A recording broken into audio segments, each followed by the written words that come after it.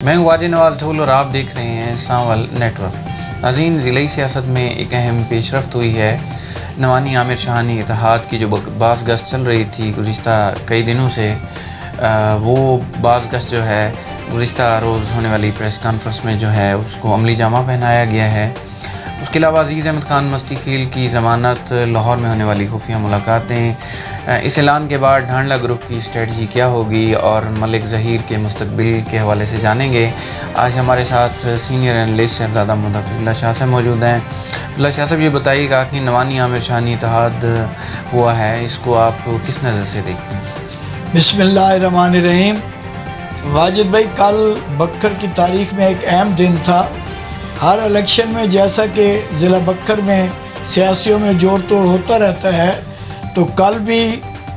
عامر عنایت خان شاہانی جو 2 دفعہ MP رہ چکے ہیں اور پہلے وہ عوامی خدمت محاذ کے ساتھ تھے،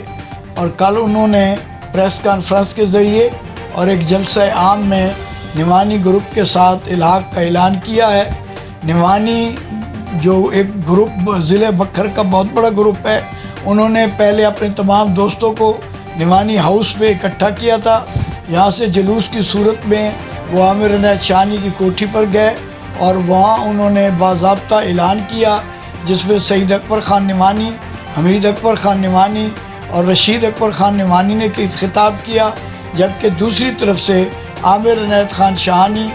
اور آصف عنایت خان شاہانی اور عنایت اللہ خان شاہانی نے خطاب کیا۔ تو اس طرح یہ اتحاد جو کہ معرض وجود میں آ چکا ہے۔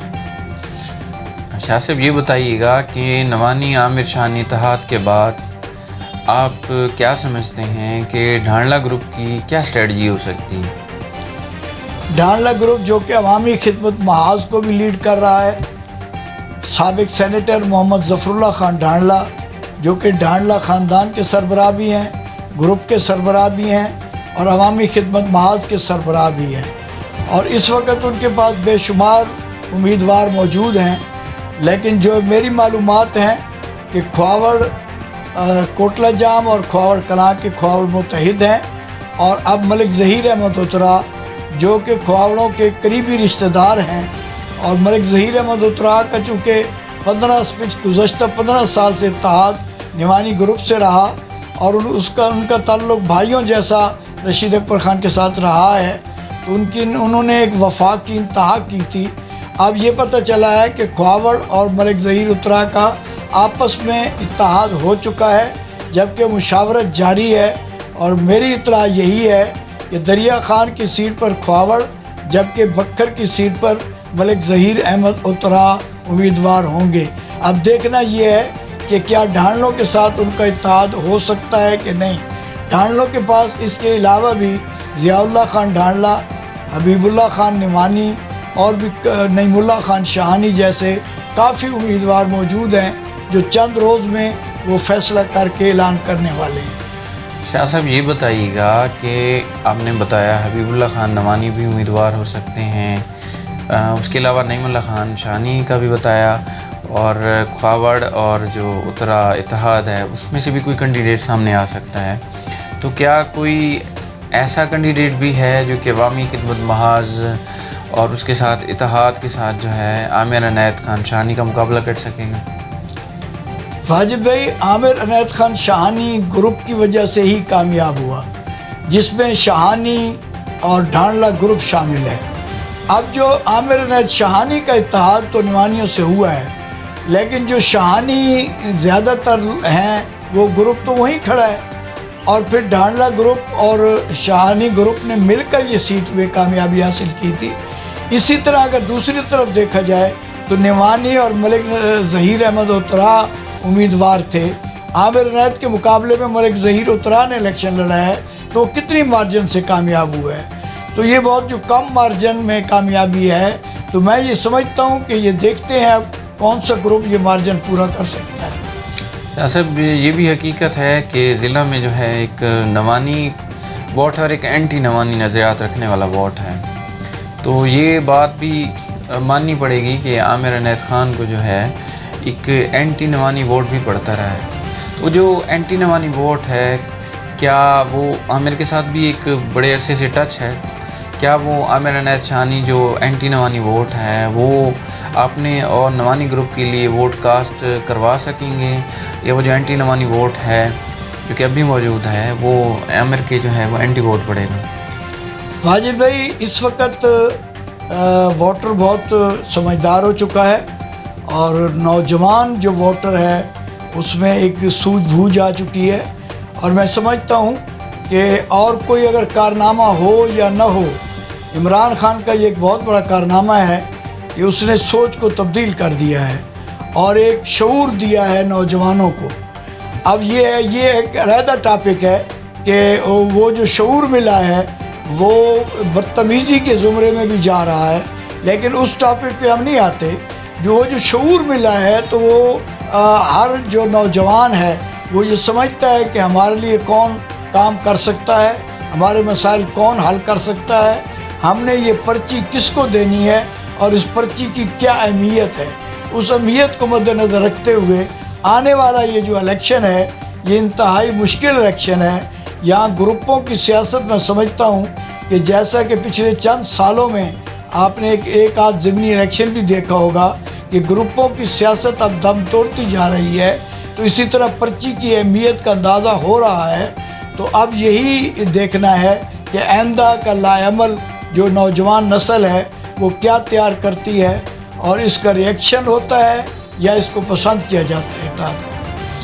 ویسے امیر محمد خان بھی اس وقت جو ہے سیاست کا پھر سے محور بن چکے ہیں، تو مختلف جو ہے سوشل میڈیا گروپس میں واٹس ایپ پہ تو یہ کچھ افواہیں بھی شاید چل رہی ہیں، یا پھر بعض اوقات یہ بات ہوتی ہے لیکن اس وقت جو ہے افواہ قرار دی جاتی ہے، بعد میں یہ دیکھیں نوانی شاہانی جو اتحاد ہوا ہے عامر شاہانی اور نوانیوں کے درمیان، تو پہلے اسے افواہ کہا گیا، دونوں طرف سے تردید بھی ہوئی، لیکن یہ اب جو حال ہی میں کل جو پریس کانفرنس ہوئی ہے تو اس کے بعد یہ عوام کے سامنے آ گیا ہے کہ یہ سچ تھا۔ تو امیر محمد خان سے لاہور میں کچھ خفیہ ملاقاتوں کی باز گشت چل رہی ہے، اس میں کتنی صداقت ہے؟ واجب بھائی، امیر محمد خان ایک حقیقت ہے، اسی طرح امیر محمد خان ہو، مستی خیل ہو یا نیازی گروپ ہو، وہ ایک حقیقت ہے اور وہ تحریک انصاف کے ساتھ رہے۔ اب امیر محمد خان نے چونکہ اعلان کر دیا تحریک انصاف سے علیحدگی کا، لیکن اب جو ان کا مقامی گروپ ہے مستی خیل گروپ، اس سے علیحدگی کا اعلان نہیں کیا۔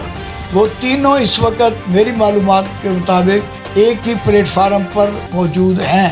اب ظاہر ہے انہوں نے آئندہ کیا لائعمل تیار کرنا ہے، تو اس سلسلے میں انہوں نے میٹنگیں تو کرنی ہیں، اور ہماری جو میٹنگیں جیسے ملکی سطح کی کوئی بات ہوتی ہے تو لندن اور دبئی وغیرہ میں ہوتی ہیں، اسی طرح کوئی ضلع کی بات ہوتی ہے تو اسلام آباد یا لاہور میں میٹنگیں ہوتی ہیں، تو میٹنگیں تو جاری ہوں گی، یہ تو حقیقت ہے۔ اب اس میں ان کے اپنے حلقوں کی میٹنگیں بھی ہو سکتی ہیں، ضلع کے بارے میں میٹنگیں بھی ہو سکتی ہیں۔ اگر وہ آزاد الیکشن لڑے، ایک یہ بھی سنا گیا ہے کہ آزاد ڈھانڈلا گروپ بھی اور مستی خیل گروپ دونوں مل کر آزاد الیکشن لڑیں گے اور ظفر اللہ خان ڈھانڈلا صاحب کو اپنا قائد تسلیم کریں گے، اور پھر اگر کسی جماعت کے ساتھ جانا بھی ہوگا تو ظفر خان ڈھانڈلا صاحب ہی اس کا فیصلہ کریں گے۔ اب یہ دیکھنا ہے کہ انہوں نے اپنے حلقے کی میٹنگیں جاری کی ہوئی ہیں یا ضلع لیول پر میٹنگ ہے، تو یہ اب معلومات ہونی چاہیے، ہمیں اس بارے میں پتہ کرنا چاہیے۔ تو میٹنگیں یہ کوئی ایسی بات نہیں ہے، الیکشن چونکہ آ چکے ہیں تو ان کی میٹنگ لازمی بات ہے ہوئی ہوگی، اور آئندہ کا لائعمل چند دن تک آ جائے گا، کیونکہ عزیز احمد خان صاحب کی بھی ضمانت ایک پرچے میں ہو چکی ہے، دوسرے میں بھی ابھی تھوڑی دیر تک اطلاع آ جائے گی کہ یہی کہا جا رہا ہے کہ وہ اس میں بھی کنفرم ہو جائے گی۔ یاسف، کیا ڈھانڈلا گروپ یعنی عوامی خدمت محاذ جو ہے ان کی طرف سے بھی کوئی سرپرائز دیا جا سکتا ہے؟ واجد بھائی، میرے رابطے ہوئے ہیں ان سے بھی، تو چند روز تک وہ ان کے تو یہی اطلاع ہے کہ بہت بڑا سرپرائز دینے والے ہیں،